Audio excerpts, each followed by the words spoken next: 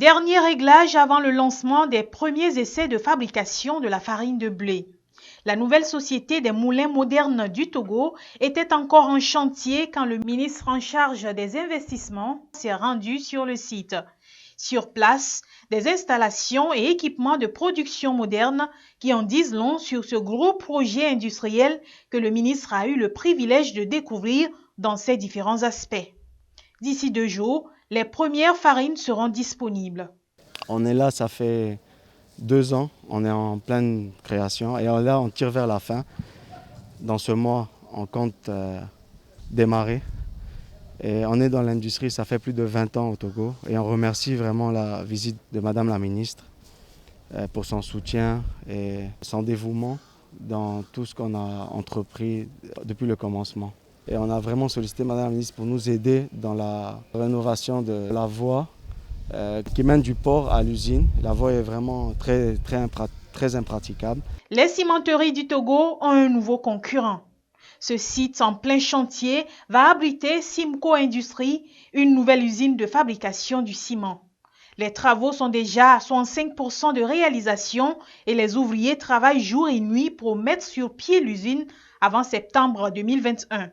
Elle a une capacité de production de plus de 2 millions de tonnes par an. C'est un projet qui a un coût d'investissement de 65 milliards qui va créer à terme 500 emplois directs et 1000 emplois indirects. Et nous prévoyons accueillir le premier sac le 25 septembre 2021.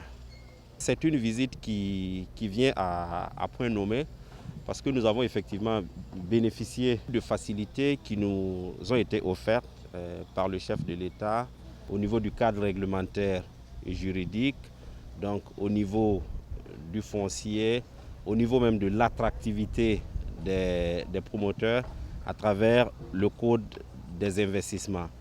Ce sont les résultats de la politique mise en place pour attirer les investisseurs au Togo.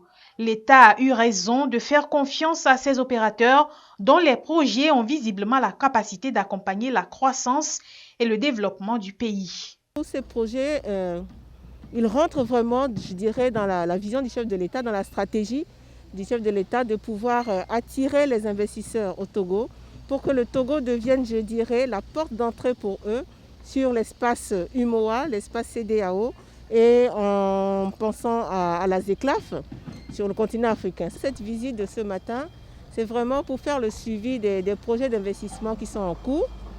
Globalement, je pense que le contact, le feedback que j'ai eu des différents promoteurs est assez positif. Donc ça voudrait dire qu'il faut qu'on continue sur cette lancée-là, qu'on continue à créer un cadre favorable et attractif aux investisseurs pour pouvoir, je dirais, les inciter à installer leurs projets industriels au Togo et corrélativement à créer des emplois. Un environnement favorable aux affaires qui attire les investisseurs. Les entreprises viennent donc de trouver un point d'accès à un vaste marché de la CEDEAO dont le Togo est membre.